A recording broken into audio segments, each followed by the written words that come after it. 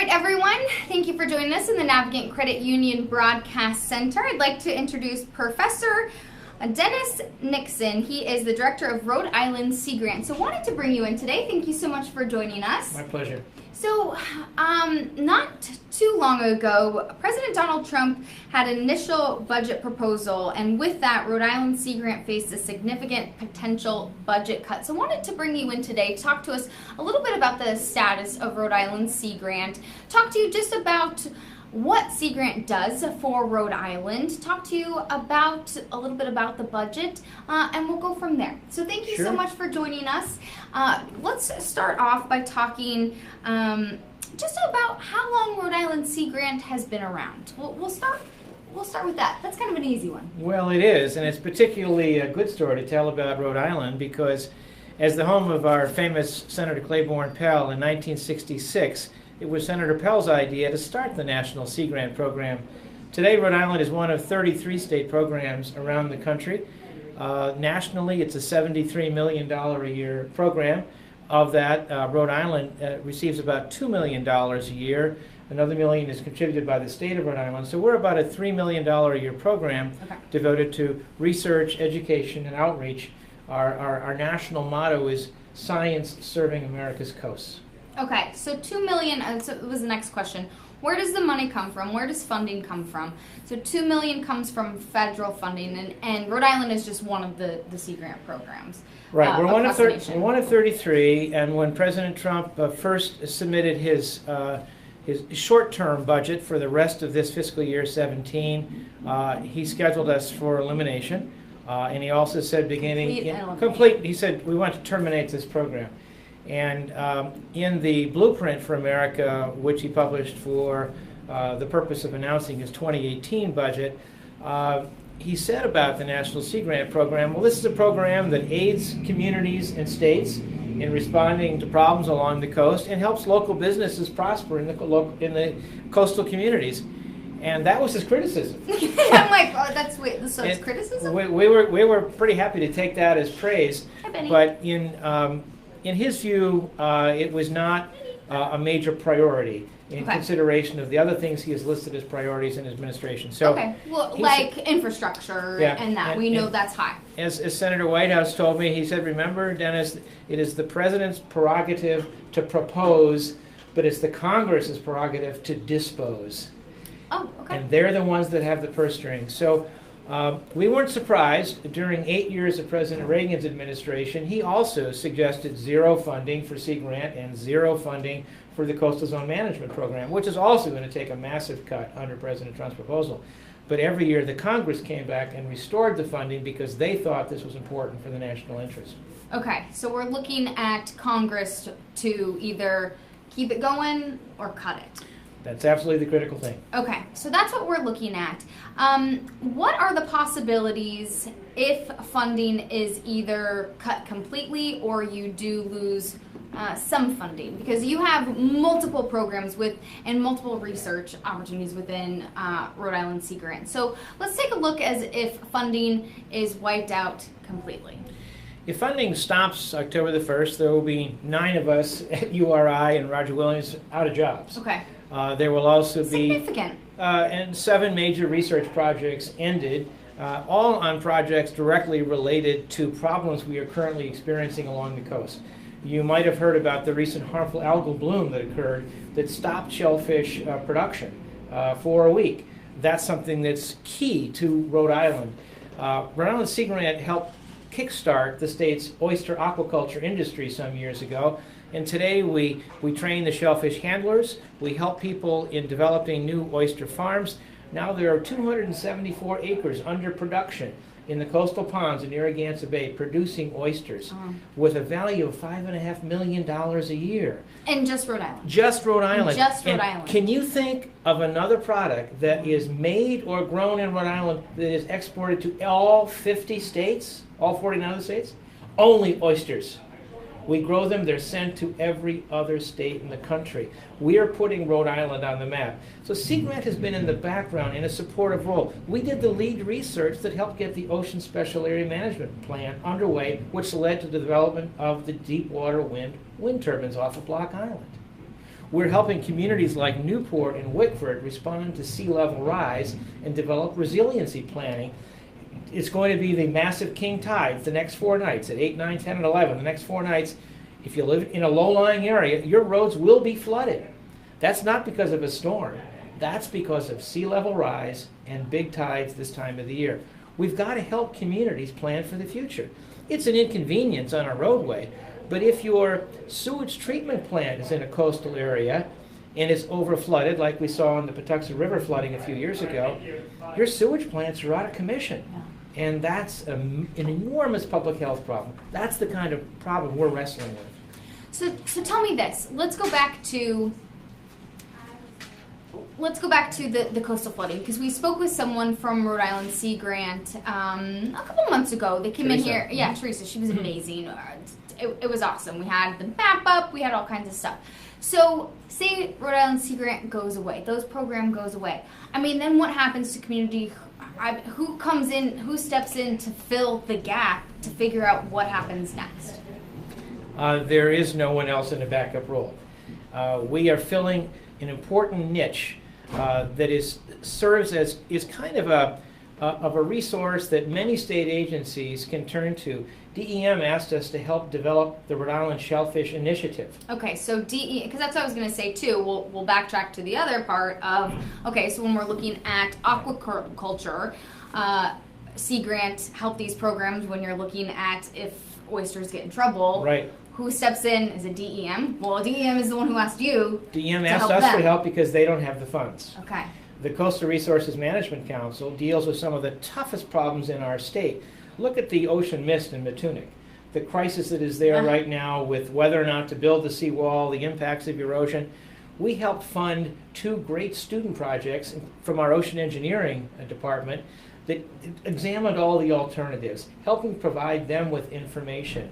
We're the ones that are on the ground troops. As the Coastal Council said, you should plan for resiliency, and then they ask us to help put our ground troops on the ground, people like Teresa, who know the Newport City Planner and the North Kings Downtown Planner, and work with them on all the very detailed aspects of how you change zoning to perhaps change the use of an area so that there's an area where floodwaters can go, and maybe you give something up, but you build something up somewhere else. It's on the ground planning, and our extension staff, Teresa being a great sample, are out there all over the place. We've helped marinas, shipyards, who were vulnerable to sea level rise and coastal flooding, redesign their facilities to be enable them to get through these coastal storms that we have and the impact of sea level rise. So, I mean, if you look at Rhode Island, you know, our tagline, the ocean state. Right. And you look at Rhode Island Sea Grant. I mean, our culture, our economy is really embedded with the ocean, aquaculture, tourism involving Narragansett Yes. Bay. I mean, it's kind of embedded in everything. So what happens if Rhode Island Sea Grant goes away or programs become cut? What does that do for our economy and, you know, looking forward down the line? It would be a karate chop to the state's marine economy. We are so integrated in everything from marine recreation to coastal tourism, coastal development. I mean, we published a property owner's guide for coastal homeowners that the Rhode Island Realtors Association raves about and gives to all of their clients. So we're involved in, you know, recognizing the fact that that first row of homes around the 400 miles of Narragansett Bay are paying a very large part of the state's property taxes. Yeah. And they've got some very special legal concerns, some planning concerns.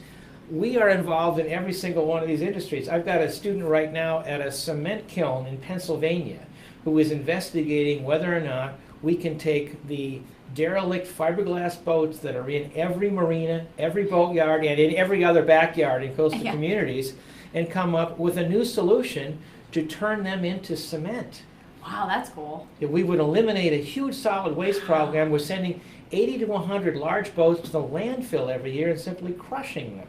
Most of them simply get put up into dumpsters and taken away. Yeah. However, it's a valuable sit there. resource. Fiberglass is both inorganic and organic elements. We've done the science. We know it can be used to go into a cement kiln as a waste material from the marine industry and come out as virgin cement and be later used for constructive uses. That'd be But cool. that's entirely a Rhode Island Sea Grant project, which we hope to develop here and then spread around the entire Sea Grant network of 33 states. So you mentioned before that Rhode Island Sea Grant has always kind of been in the back, kind of in the Right. back, and working with other programs, with other communities.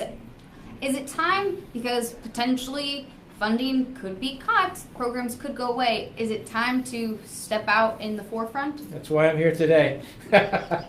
Absolutely. And I can't say enough, the important people in Congress that have to recognize their importance are the 4 members of our congressional delegation.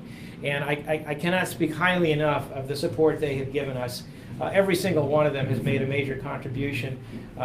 Particularly Senator Whitehouse, as head of the Senate Oceans Caucus, has taken a tremendous leadership role on our behalf. So we can't ask for any more help from the 4 people who matter to us. Our challenge is telling the folks in Idaho, if you like oysters, this is a program that's important. Or somebody in Kansas, if you like vacationing on the coast, then that depends on good coastal management. We're deeply embedded in the coastal management program. So we believe the coast is in the national interest, and this is a trust we are trying to manage for the entire country. Even people in Minnesota who are growing grain, if the coastline of Louisiana is a mess, they can't export that grain down the Mississippi River into the Gulf of Mexico. If you like shrimp from the Gulf of Mexico, you should be supportive of the Sea Grant research on the dead zone in the Gulf of Mexico as we're trying to figure out ways to slow down and stop that horrible development. So we're quietly in the background, but I think at moments like this, we will start blowing our own horn a bit to make the nation realize that for $73 million, which is half the price of one FX-35 jet, we've got a program that's deeply embedded in helping this country with science serving America's coasts. As for Rhode Island Sea Grant's $2 million, I'll just quote my friend Senator Whitehouse, who said on the Senate floor, the entire federal contribution of $2 million to Rhode Island is less than the cost of one weekend at Mar-a-Lago for President Trump. Okay, and that's what Mr. Whitehouse said. So let me ask you this as well. If there is there any way that Sea Grant could continue without federal funding? Is there a way to possibly piece together private funding to put together partial programs, to continue in some way to do some research along the lines? I can't think of another example where an ongoing vital program at the federal level has been canceled and then private sources have come to pay for it. I don't see that as a realistic alternative. This is the national interest. That's like saying, should somebody else come along and privately fund the Navy? This is in the country's interest to manage our shoreline properly, and no, I don't see any possibility. If this funding is terminated effective October the 1st, we're done. Done. So what do you think in terms of over the summer, people are out and about using Narragansett Bay, people live in Wickford, people live in Newport, they're noticing, their streets being flooded in those coastal communities. People are eating shellfish, people are enjoying this. I mean, what are your thoughts to those people out there that might not even be thinking, don't even know what Sea Grant is, even if they watch this interview, right? Well, I would like to reflect on 4 decades in this state. In 1978, the Providence sewage treatment plant had completely failed, and Narragansett Bay was closed entirely to all uses down to the 2 big bridges. That was a horrible period in the state's history. Since then, I know you've had Vinnie Mazzolello on the show talking about the work of the Narragansett Bay Commission. The tremendous public investment of nearly $1 billion in sewage treatment around the Upper Bay has made such a difference. It's an incredible improvement in the bay that we've opened so much of the bay to shellfishing that was closed for as long as 70 years. We now, Dr. Candace Oviatt, one of the best and longest serving professors at the Graduate School of Oceanography, has said that she believes that the bay got to a certain tipping point about 2 years ago where enough of those bad nutrients were taken out of the bay so that more sunlight was getting through the water column to the bay floor, and more submerged aquatic vegetation was rising up, which is exactly the environment you want for juvenile fish and shellfish. So she said we got to a certain tipping point, and today Narragansett Bay, you all should realize, is cleaner and clearer since the start of the Industrial Revolution. Wow. There is no other estuary on the east coast of the United States that has gone through the dramatic recovery that we have in Rhode Island. This is a huge story. It's a national story. And at Rhode Island Sea Grant, we're telling that story around the country, and other states are looking at what we've accomplished here. So we've done a lot, not just Sea Grant. Sea Grant working in partnership with Save the Bay, with the Bay Commission, with the Estuary Program, with DEM, with CRMC. There's a lot of players, but we're a good team working together, each with our own niche role, to make sure that we get a better Narragansett Bay out of this. I mean, that's pretty exciting to hear about when you Very hear exciting. about the impact on all kinds of stuff happening in our world oceans, to know that Narragansett Bay is in pretty darn good shape. In my lifetime, it's gotten a lot better. And for example, marine debris, the plastics problem is real. It's a huge problem around the world. But most of the problem is coming out of 5 countries in Asia, which, because of their rapid industrial growth, have not invested in the kind of waste management systems that we have today. We have one of the best resource recovery facilities in the country here in Rhode Island. We only have 21 years left there, and I don't see anybody making any good plans for what happens at 22 years from now.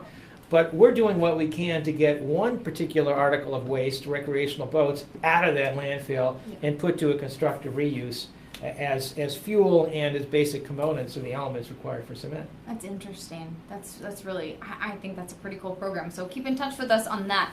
I do want to ask you what's going on. I've heard a couple really interesting stories on lobsters within New England, dynamics changing because of ocean water temperatures, and the acidity also making a big impact on lobsters within our waters. Can you talk to me just a little bit about that? Do you know anything about this and what's going on and kind of what the state is within our Rhode Island waters? Sure, this is a trend that is not a surprise to anyone who's studied the waters here. Over the past 20 years, you've just gradually seen, as water has gotten warmer, first the fisheries in New York began to fail, and then Connecticut. Offshore, where the water is still pretty cold, we still have a good, solid offshore lobster fishery here in Rhode Island. But if you look at where over 90% of all the lobsters in the U.S. are harvested, it's Maine. So it's like 90% Maine, maybe 15% Massachusetts, and a couple percentages for Rhode Island, Connecticut, New York, and New Hampshire. That is very much a function of climate change. And, the tide gauge at the War College in Newport, 10 inches higher than it was in 1930. The temperature gauges show dramatic increases in temperature in the past 50 years. And acidity, because of all the coal we're burning, all that CO2 hits the interface between the air and the water, increases the acidity, and yes, that's a problem, and it's going to be a continuing problem in some areas for shellfish being able to make shells. There is some high area. Making shells, just shellfish making shells in general. You put a shell in acid and it dissolves. And in the Pacific Northwest, where they have a natural upwelling of very acidic waters, some of the shellfish farms there are having troubles. So it is another looming threat that unfortunately a state as small as ours can't do much. This is where a national effort at controlling the kinds of emissions that are so harmful is so important, which is why renewable energy is so important, which is why we were so excited to work on the wind turbines off of Block Island. Shutting down that dirty, old, polluting power plant was a huge public service. We're making some progress. Sometimes I think we take one step forward, 2 steps back in Rhode Island, but I think in general, where we have brought the state now is a really good point, and I would hate to retreat from that point and go back to the bad old days. Yeah, no kidding. Especially since you just said the bay's in such great condition. Yeah. Which I'm sure for a lot of people can remember what things used to be like. It was awful. I remember sailing programs in the 70s and 80s. If you had a kid in a junior sailing program, you had to come home and take a shower with that bacterial soap because you were exposed to the bay water. Wow. And now you're swimming in those areas. I mean, in those areas, the Bristol, the Barrington beaches were always closed. And now guess what? It's pretty good. So it's a huge turnaround. And now we have to fight to go find a parking spot so we can That's get there, right? That's right. It's a good problem to have. It is a good problem to have. Yeah. It's been such a pleasure chatting with you today. So interesting to follow this story and to continue to see the work that you're doing. And so now, is it just kind of a wait and see? Just you guys continuing to make the fight, to continue continue funding and continue programming? Right. So we have a continuing effort going on with congressional staff members to make sure that they are aware of our impact on so many programs, and our friends in Congress are working hard to make sure that when a final budget is finally voted on, that we remain in that budget. We've worked hard to get there. We're optimistic that we will reach that point because, as I said, we faced this before under 8 years of President Reagan. So we know that we can overcome the apparently weak resistance from the president. If he criticized us heavily and said we were worthless, it'd be one thing, but he basically praised us and said that I just have other priorities for defense and the wall.